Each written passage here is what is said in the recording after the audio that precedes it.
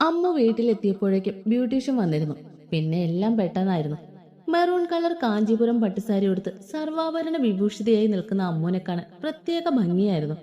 എല്ലാവരുടെയും അനുഗ്രഹം വാങ്ങി അവർ ഓഡിറ്റോറിയത്തിലേക്ക് പുറപ്പെട്ടു. എല്ലാത്തിനും കൂടെ വാല് പോലെ മാളും ഉണ്ട്. മാളു മാമ്പഴ കളറിൽ പച്ച ബോർഡറുള്ള പട്ടുസാരിയായിരുന്നു. ഓഡിറ്റോറിയത്തിനകത്തുള്ള മേക്കപ്പ് റൂമിൽ അങ്ങോട്ടും ഇങ്ങോട്ടും ഉലാത്തുകയാണ് നമ്മുടെ അമ്മു. വേറൊന്നും കൊണ്ടല്ല, ടെൻഷൻ തന്നെ. മാളു ആണെങ്കിൽ അവളുടെ കോപ്രായം കണ്ടിരുന്ന് ചിരിക്കുന്നു.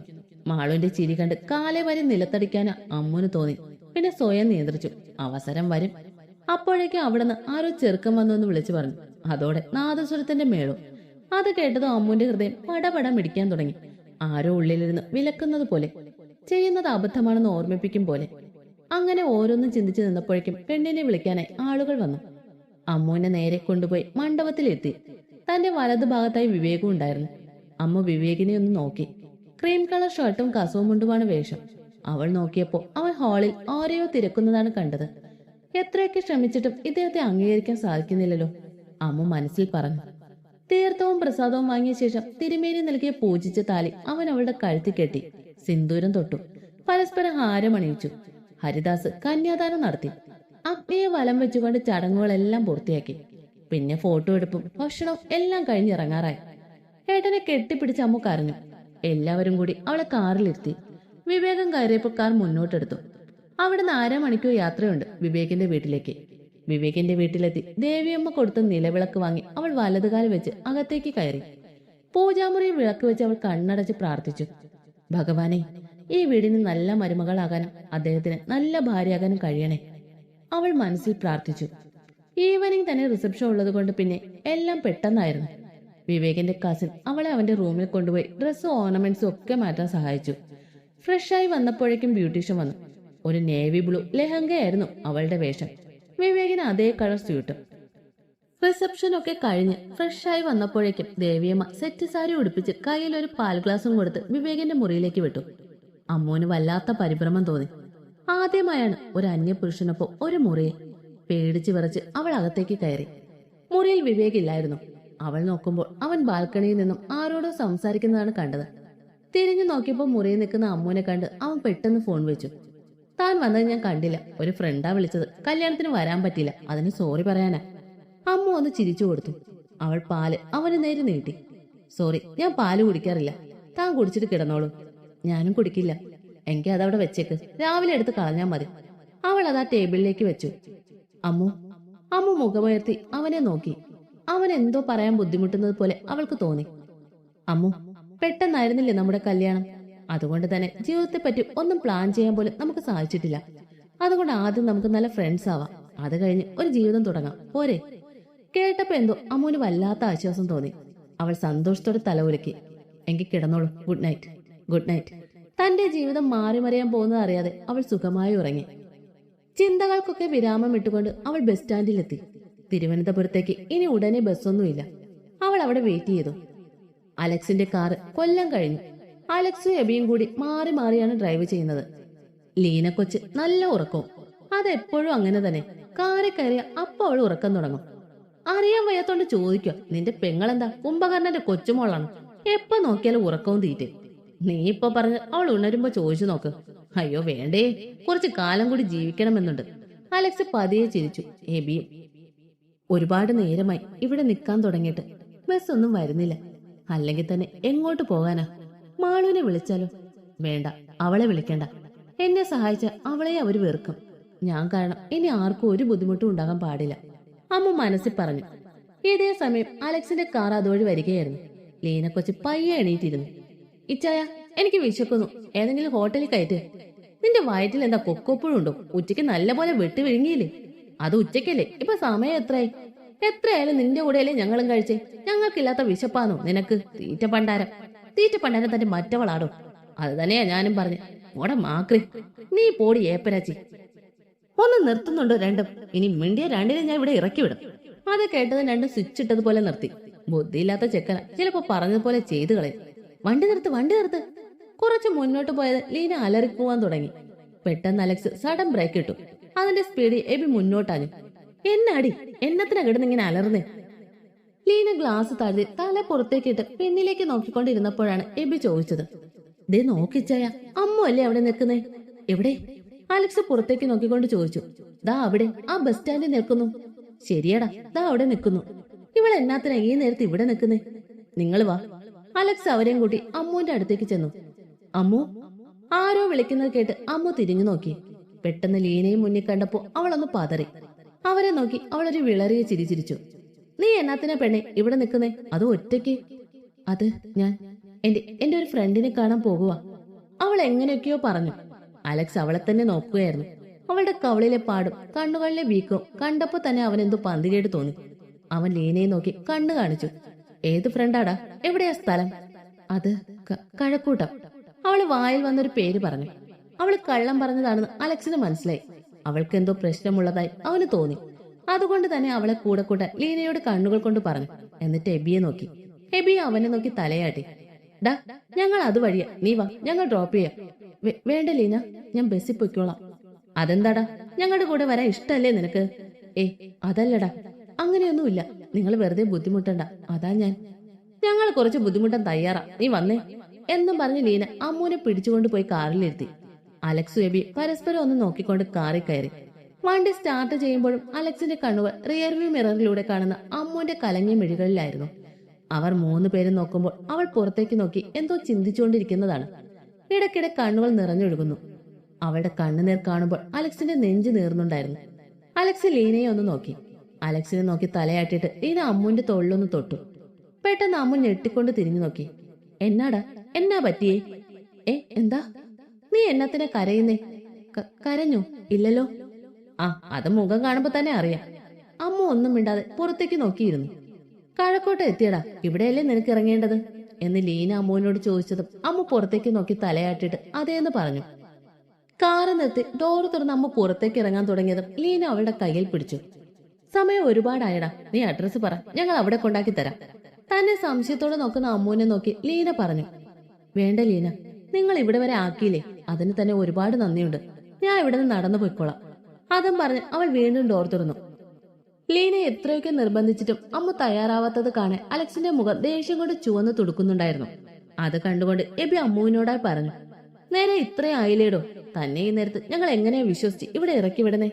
ഏതായാലും ഞങ്ങൾ ഇവിടെ വരെ കൊണ്ടുവന്നില്ലേ, ഇനി കുറച്ചുകൂടെ പോകാനും ഞങ്ങൾക്ക് ബുദ്ധിമുട്ടില്ല. അതുകൊണ്ട് താൻ അഡ്രസ് പറഞ്ഞു. ഈ സമയം അത്രയും അലക്സ് അമ്മുവിന്റെ മുഖത്തെ വിഷമവും സങ്കടവും എല്ലാം നോക്കിക്കൊണ്ടിരിക്കുകയായിരുന്നു. എബി എത്രയും പറഞ്ഞിട്ട് അവൾ ഒന്നും മിണ്ടാതെ ഇരിക്കുന്നത് കണ്ട് ലീന അവളെ ചേർത്ത് പിടിച്ചുകൊണ്ട് ചോദിച്ചു. എന്നാടാ പ്രശ്നം? ഒന്നുമില്ലടാ, ഞാൻ പൊയ്ക്കോട്ടെ പ്ലീസ്. തല കുനിച്ച് ദയനീയമായി പറയുന്നവളെ ഒരു നിമിഷം നോക്കി അവരും ഇരുന്നു. അമ്മു, നീ എന്നെ എങ്ങനെ കണ്ടിരിക്കുന്നതെന്ന് എനിക്കറിയില്ല. പക്ഷെ ഞാൻ നിന്നെ എന്റെ കൂടപ്പിറപ്പായിട്ടേ കണ്ടിട്ടുള്ളൂ. അമ്മുവിന്റെ കൈകൾ തന്റെ കൈക്കുള്ളിലാക്കിക്കൊണ്ട് ലീന പറഞ്ഞതും അവൾ അവരെ തന്നെ ഒരു നിമിഷം നോക്കിയിരുന്നു. അവളുടെ കണ്ണുകൾ നിർത്താതെ ഒഴുകിക്കൊണ്ടിരുന്നു. ലീന അവളുടെ കണ്ണുകൾ തുടച്ചു കൊടുത്തതും അമ്മ അവളുടെ നെഞ്ചിലേക്ക് വീണ് പൊട്ടിക്കരഞ്ഞു. ഞാൻ ഒരു തെറ്റും ചെയ്തിട്ടില്ല ലീന. അയാൾ എന്നെ ചതിച്ചതാ, ഞാനല്ല. ആരും എന്നെ വിശ്വസിച്ചില്ല. എല്ലാരും എന്നെ പോകാൻ പറഞ്ഞു. ഏട്ടൻ പോലും എന്നെ. എന്തൊക്കെയോ പദം പറഞ്ഞ് കരയുന്ന അവളെ കണ്ട് മറ്റു 3 പേരുടെയും നെഞ്ചു നേറി. അലക്സിന് അവളുടെ കണ്ണുനീർ കാണുന്തോറും ഭ്രാന്ത് പിടിക്കും പോലെ തോന്നി. അവന്റെ കൈകൾ സ്റ്റിയറിംഗിൽ മുറുകിക്കൊണ്ടിരുന്നു. ലീന അവളെ ചേർത്ത് പിടിച്ച് ആശ്വസിപ്പിച്ചു. കുറച്ചു സമയം അതേ ഇരിപ്പിരുന്നിട്ട് ലീന അവളെ നേരെ ഇരുത്തി മുഖം തുടച്ചു കൊടുത്തു. കുടിക്കാനായി വെള്ളവും കൊടുത്തു. അവളൊന്ന് നോർമലായെന്ന് തോന്നിയപ്പോ ലീന അവളോട് ചോദിച്ചു. എന്നാടാ, എന്നാ പറ്റിയേ? ആരാ നിന്നെ ചതിച്ചത്? എന്തായാലും പറയടാ, ഞങ്ങളില്ലേ നിന്റെ കൂടെ. ധൈര്യമായിട്ട് പറ, ആരാ നിന്നെ ചതിച്ചത്? അമ്മ കുറച്ചു നേരം ഒന്നും മിണ്ടിയില്ല. എന്നിട്ട് ഒരു ദീർഘശ്വാസം എടുത്തുകൊണ്ട് പറഞ്ഞു. അയാള് തന്നെ, എന്റെ കഴുത്തിൽ താലി കെട്ടിയവൻ, എന്റെ ഭർത്താവ്. കേട്ട വാക്കുകളുടെ ഷോക്കിലായിരുന്നു അവർ 3 പേരും. എന്ത് പറയണമെന്നറിയാതെ ഒരു നിമിഷം അവളെ തന്നെ അവർ നോക്കി നിന്നു. നീ എന്നതാ അമ്മു പറയുന്നേ? നിന്റെ ഭർത്താവോ? അയാൾ എന്താ ചെയ്തേ? സംയമനം വീണ്ടെടുത്തുകൊണ്ട് ലീന അമ്മുവിനോട് ചോദിച്ചു. അതെ, വിശ്വസിക്കാൻ കഴിയുന്നില്ല അല്ലേ? പക്ഷെ സത്യമാണ്. അയാളുടെ ചതി എല്ലാം നഷ്ടപ്പെട്ട് നിൽക്കുവാണ് ഞാനിപ്പോൾ. സ്വന്തം വീട്ടുകാർക്ക് പോലും വേണ്ടാതെ. ഞാൻ പ്രാണനാണെന്ന് പറഞ്ഞിട്ടുള്ള എന്റെ ഏട്ടൻ പോലും ഇപ്പൊ എന്നെ കാണുന്നത് വെറുപ്പാണെന്ന് പറഞ്ഞു.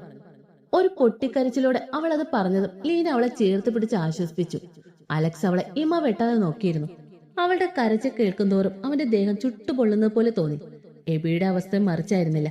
കാരണം അലക്സ് അവളെ സ്നേഹിക്കാൻ തുടങ്ങിയത് മുതൽ അവൾ എബിക്ക് സ്വന്തം പെങ്ങളായിരുന്നു.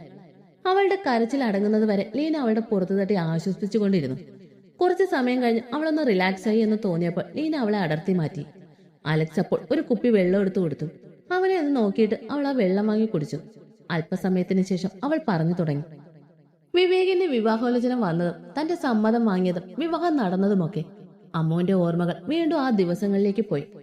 രാവിലെ അമ്മ ഉണർന്നപ്പോൾ വിവേക് ചരിഞ്ഞു കിടന്ന് ഉറങ്ങുകയായിരുന്നു. അവനെ ഉണർത്താതെ അവൾ പതിയെ എഴുന്നേറ്റ് മാറാനുള്ള ഡ്രസ്സും എടുത്ത് വാഷ്റൂമിലേക്ക് പോയി. കുളിച്ചിറങ്ങുമ്പോഴും വിവേക് എഴുന്നേറ്റിട്ടില്ലായിരുന്നു. അവൾ താഴേക്ക് ചെന്ന് പൂജാമുറിയിൽ വിളക്ക് വെച്ച് പ്രാർത്ഥിച്ചു. തട്ടിലിരുന്ന സിന്ദൂരം എടുത്ത് നെറുകയിൽ തൊട്ടുകൊണ്ട് തിരിഞ്ഞപ്പോഴാണ് ദേവിയമ്മ തന്നെ നോക്കി ഒരു പുഞ്ചിരിയോടെ നിൽക്കുന്നത് കണ്ടത്. മോളെ രാവിലെ എഴുന്നേറ്റോ? കുറച്ചുകൂടി കിടന്നൂടായിരുന്നോ? രാവിലെ ഉണർന്നു, പിന്നെ കിടക്കാൻ തോന്നിയില്ല. വിവി എഴുന്നേറ്റില്ലല്ലേ? ഇല്ലമ്മേ, ഉറങ്ങുക. അവ എണീക്കുമ്പോൾ രണ്ടുപേരും കൂടി അമ്പലത്തിൽ പോയിട്ട് വാ. ശരിയമ്മേ. എന്നിട്ട് അവർ രണ്ടുപേരും കൂടി അടുക്കളയിൽ ജോലിയൊക്കെ തീർത്തു. ഇനി മോള് പോയി ഈ ചായ അവന് കൊടുക്ക്. എന്നിട്ട് അവനെ വിളിച്ചുകൊണ്ട് അമ്പലത്തിലേക്ക് പോ. വിവിക്ക് കൊടുക്കാനുള്ള ചായ എടുത്തുകൊണ്ട് ദേവിയമ്മ പറഞ്ഞു. അച്ഛന് ചായ കൊടുക്കണ്ടേ അമ്മേ? അച്ഛൻ ബ്രേക്ക്ഫാസ്റ്റിന്റെ കൂടെ ചായ കുടിക്കും, മോൾ ഇത് കൊണ്ട് കൊടുക്ക്. അമ്മ ഒരു ചായ വാങ്ങിക്കൊണ്ട് മുകളിലേക്ക് പോയി. റൂമിൽ ചെന്നപ്പോ വിവി അവിടെ ഉണ്ടായിരുന്നില്ല. ഇതെവിടെ പോയി? അമ്മ റൂം മൊത്തം നോക്കിക്കൊണ്ട് പയ്യെ പറഞ്ഞു. നോക്കിയപ്പോ ബാൽക്കണി ഡോർ തുറന്നു കിടക്കുന്നു. അമ്മ അങ്ങോട്ട് ചെന്നു. വിവിയെ വിളിക്കാൻ തുടങ്ങുമ്പോഴാണ് അവൻ ആരോടോ ഹാർഷായിട്ട് സംസാരിക്കുന്നത് കേട്ടത്. ഇതാരോടാ ഇത്ര ചാടിക്കടിക്കുന്നേ? അമ്മ മനസ്സിൽ പറഞ്ഞു. നിന്നോടിപ്പോ ഒന്നും പറഞ്ഞാൽ മനസ്സിലാവില്ല, ഞാൻ പിന്നെ വിളിക്കാം. അതും പറഞ്ഞ് വിവി ഫോൺ കട്ട് ചെയ്ത് തിരിഞ്ഞതും പിറകെ നിൽക്കുന്ന അമ്മൂനെയാണ് കണ്ടത്. പെട്ടെന്ന് അമ്മൂനെ അവിടെ കണ്ടപ്പോ അവനൊന്ന് പതറി. താനെന്താ എന്റെ പുറകെ വന്നതുകൊണ്ട് ഞാൻ സംസാരിക്കുന്ന ഒളിഞ്ഞു കേൾക്കുമായിരുന്നു? തന്റെ പതർച്ച മനസ്സിലാക്കാതിരിക്കാനായി അവൻ അവളോട് ദേഷ്യപ്പെട്ടു. എന്നാൽ അത് കേട്ടതും അമ്മൂന്റെ മനസ്സ് വല്ലാതെ വേദനിച്ചു. അവളുടെ കണ്ണുകൾ നിറഞ്ഞു. അത് ഞാൻ ഈ ചായ തരാൻ വന്നതാ. പിന്നെ അമ്പലത്തിൽ പോകണമെന്ന് അമ്മ പറഞ്ഞു. നിറഞ്ഞ കണ്ണുകൾ മറച്ചുകൊണ്ട് അവൾ പറഞ്ഞു. റെഡിയായിരിക്കും, ഞാനിപ്പോ വരാം. ഗൗരവത്തിൽ തന്നെ പറഞ്ഞുകൊണ്ട് അവൻ വാഷ്റൂമിലേക്ക് പോയി. അമ്മു ചായ ടേബിളിൽ വെച്ചിട്ട് കട്ടിലേക്ക് എന്തിനോ അവളുടെ കണ്ണുകൾ വീണ്ടും നിറഞ്ഞൊഴുകി. അല്പസമയത്തിന് ശേഷം അവൾ ഷെൽഫിൽ നിന്ന് ഡ്രസ്സും എടുത്ത് ഡ്രസ്സിംഗ് റൂമിലേക്ക് കയറി. പെട്ടെന്ന് തന്നെ റെഡിയായി അവൾ താഴേക്ക് പോയി. കുറച്ചു കഴിഞ്ഞപ്പോൾ വിവി റെഡിയായി വന്നു. അവൻ നേരെ പോയി കാറെടുത്തു. അവളും ഒന്നും മിണ്ടാതെ പോയി കാറിൽ കയറി. അവൾ കയറിയതും അവൻ വണ്ടിയെടുത്തു. കാറിൽ രണ്ടുപേരും സൈലന്റ് ആയിരുന്നു. താൻ നേരത്തെ പറഞ്ഞു കേട്ടാണ് അവൾ മിണ്ടാതിരിക്കുന്നതെന്ന് കരുതി അവനും. ഇനി താൻ എന്തെങ്കിലും സംസാരിച്ച അത് അവൻ ഇഷ്ടമായില്ലെങ്കിലോ എന്ന് കരുതി അവളും മിണ്ടാതിരുന്നു. ഒടുവിൽ അവൻ തന്നെ മൗനം അവസാനിപ്പിച്ചുകൊണ്ട് അവളെ വിളിച്ചു. അമ്മു. അവന്റെ ശബ്ദം കേട്ട് അവൾ ഞെട്ടിക്കൊണ്ട് തിരിഞ്ഞു നോക്കി. എന്താ? അവൻ ഇനിയും ദേഷ്യപ്പെട്ടാലോ എന്ന് കരുതി പേടിച്ചാണ് അവൾ വിളി കേട്ടത്. അത് ഞാൻ നേരത്തെ. അവന് പറയാൻ വാക്കുകൾ ഉണ്ടായിരുന്നില്ല. സോറി. It's okay. ആക്ച്വലി ഞാൻ ഒളിഞ്ഞു കേൾക്കാൻ വന്നതല്ല, ചായ തരാൻ വന്നതാ. പിന്നെ അമ്പലത്തിൽ പോകാൻ വിളിക്കാനും. അത് ഞാനപ്പോ നല്ല ടെൻഷനിലായിരുന്നു. അതിന്റെ ദേഷ്യമാണ് തന്നോട് കാണിച്ചത്. അമ്മ ഒന്ന് ചിരിച്ചതേ ഉള്ളൂ. താൻ ദേഷ്യപ്പെട്ടതിന്റെ വിഷമം അവൾക്ക് മാറിയിട്ടില്ലെന്ന് അവന് മനസ്സിലായി. പിന്നെ അവനും കൂടുതലൊന്നും സംസാരിച്ചില്ല. അവർ അമ്പലത്തിൽ വന്ന് പ്രാർത്ഥിച്ചു. പ്രസാദം വാങ്ങി അവന് തൊട്ടുകൊടുത്തു. അവളും തൊട്ടു. ഡോ, താൻ കറങ്ങി തൊഴുതിട്ട് വാ, ഞാൻ പുറത്ത് നിൽക്കാം. അമ്മുവിനോട് പറഞ്ഞിട്ട് അവൻ പുറത്തേക്ക് പോയി. അവൾ കറങ്ങി തൊഴുതിട്ട് വീണ്ടും ശ്രീകോവിലിന് മുന്നിൽ വന്ന് കൈകൾ കൂപ്പി നിന്നു. ഒന്നും പറഞ്ഞില്ലെങ്കിൽ പോലും അവളുടെ കണ്ണുകൾ നിറഞ്ഞൊഴുകുന്നുണ്ടായിരുന്നു. പ്രാർത്ഥിച്ചു കഴിഞ്ഞ് അവൾ പുറത്തേക്ക് ഇറങ്ങി. അപ്പോൾ ബേബി ഒരു പെൺകുട്ടിയോട് സംസാരിച്ചുകൊണ്ടിരിക്കുന്നതാണ് കണ്ടത്. അവൾ അങ്ങോട്ട് നടന്നു ചെന്നു. അമ്മു, ഇതെന്റെ ഫ്രണ്ടാണ് ലക്ഷ്മി. ലക്ഷ്മി, ഇത് അനാമി, എന്റെ വൈഫ്. അവളെ കണ്ടതും വിവി പറഞ്ഞു. രണ്ടുപേരും പരസ്പരം നോക്കി ചിരിച്ചു. എന്നാൽ ഞാൻ പോട്ടെ, പിന്നെ കാണാം. ആദ്യം പറഞ്ഞ് ലക്ഷ്മി പോയി. അവരും തിരികെ വീട്ടിൽ വന്നു. ബ്രേക്ക്ഫാസ്റ്റും കഴിഞ്ഞ് അടുത്തുള്ള വീടുകളിലൊക്കെ പോയി വന്നു. പ്രത്യേകിച്ച് ഒന്നും തന്നെ ഇല്ലാതെ ആ ദിവസം കടന്നുപോയി. ഇന്നാണ് അമ്മുവിന്റെ വീട്ടിലേക്ക് പോകുന്നത്. രാവിലെ തന്നെ അവൾ എഴുന്നേറ്റ് എല്ലാം റെഡിയാക്കി വെച്ചു. എന്നിട്ട് അടുക്കളയിൽ ചെന്ന് അമ്മയെ സഹായിച്ചു. കുറച്ച് കഴിഞ്ഞപ്പോഴേക്കും വിവിയെ ഇറങ്ങി വന്നു. പിന്നെ അവർ ബ്രേക്ക്ഫാസ്റ്റും കഴിഞ്ഞ് അപ്പോൾ തന്നെ ഇറങ്ങി. പോകുന്ന വഴിക്ക് ഡ്രസ്സും സ്വീറ്റ്സും ഒക്കെ വാങ്ങി. 1 മണിക്കൂറിനുള്ളിൽ തന്നെ അവർ അവളുടെ വീട്ടിലെത്തി. വീട്ടിൽ ചെന്ന് കയറിയതും അമ്മുവിന് വല്ലാത്ത സന്തോഷമായിരുന്നു. എല്ലാവരോടും വിശേഷമൊക്കെ പറഞ്ഞ് അവൾ വിവിയെയും വിളിച്ച് ഫ്രഷ് ആവാനായി തന്റെ റൂമിലേക്ക് പോയി. റൂമിൽ ചെന്ന് അവന് മാറാനുള്ള ഡ്രസ്സ് എടുത്ത് കൊടുത്തിട്ട് അവളും ഡ്രസ്സ് എടുത്ത് വാഷ്റൂമിലേക്ക് കയറി. കുറച്ചു കഴിഞ്ഞ് അവൾ ഇറങ്ങിയപ്പോൾ അവൻ അവിടെ ഇല്ലായിരുന്നു. അവൾ താഴേക്ക് ഇറങ്ങി ചെന്നപ്പോൾ അവൻ എല്ലാവരോടും സംസാരിച്ചിരിക്കുന്നതാണ് കണ്ടത്. അപ്പവുമായി പെട്ടെന്ന് തന്നെ കൂട്ടായി. അളിയൻ പോകുമ്പോ അമ്മൂനെ കൊണ്ടുപോകുന്നുണ്ടോ? ഇപ്പൊ ഇല്ലളിയ, അവിടെ ചെന്ന റൂമെല്ലാം ശരിയാക്കണം, എന്നിട്ട് കൊണ്ടുപോകാന്ന് വിചാരിക്കുന്നു. ഇപ്പൊ ഞങ്ങൾ കുറച്ച് ഫ്രണ്ട്സ് എല്ലാവരും ചേർന്ന് ഒത്താ താമസിക്കുന്നത്. അപ്പൊ ഒന്ന് മൂളിയതേ ഉള്ളൂ. പിന്നെ അവർ ഒരുപാട് കാര്യങ്ങൾ സംസാരിച്ചിരുന്നു. കുറച്ചു കഴിഞ്ഞ് അവർ ഫുഡെല്ലാം കഴിഞ്ഞ് പുറത്തേക്ക് ഇറങ്ങി. അടുത്തുള്ള വീടുകളിലൊക്കെ പോയി വന്നു. ലാസ്റ്റ് ആയിരുന്നു മാളുവിന്റെ വീട്ടിൽ പോയത്. അവർ ചെന്നപ്പോൾ എല്ലാവരും അവരെ സ്വീകരിച്ചിരുത്തി. മാളു ഓടി വന്ന് അമ്മൂനെ വിളിച്ചുകൊണ്ട് മുകളിലേക്ക് പോയി. അവരുടെ പോക്ക് കണ്ട് എല്ലാവരും ചിരിച്ചു. അവരങ്ങനെയാ, കുഞ്ഞിലെ മുതലുള്ള കൂട്ട. മക്കള് മാത്രമല്ലാട്ടോ, ഹരിയും ഞാനും ഒന്നിച്ച് പഠിച്ചവരാ. പഠിത്തം കഴിഞ്ഞ് അവൻ പുറത്തേക്ക് പോയി, ഞാൻ നാട്ടിൽ നിന്നു. പിന്നീട് കുട്ടികൾ തമ്മിലും കൂട്ടായി. വിവി എല്ലാം കേട്ട് ചിരിച്ചതേയുള്ളൂ. ഇതേ സമയം മുകളിലേക്ക് പോയവർ, പറയടി, എന്തൊക്കെയാ വിശേഷം? എന്ത് പറയുന്നു നിന്റെ കെട്ടിയോൻ? നിന്നോട് ഭയങ്കര സ്നേഹം തന്നെയല്ലേ? മാളു അത് ചോദിച്ചതും അമ്മൂന് അന്ന് ചായ കൊടുത്തപ്പോൾ അവൻ പെരുമാറിയതാണ് ഓർമ്മ വന്നത്. എന്തോ വല്ലാത്തൊരു അസ്വസ്ഥത തോന്നി അവൾക്ക്. ഒരു ദീർഘനിശ്വാസത്തോടെ അവൾ കട്ടിലേക്ക് ചാരിയിരുന്നു.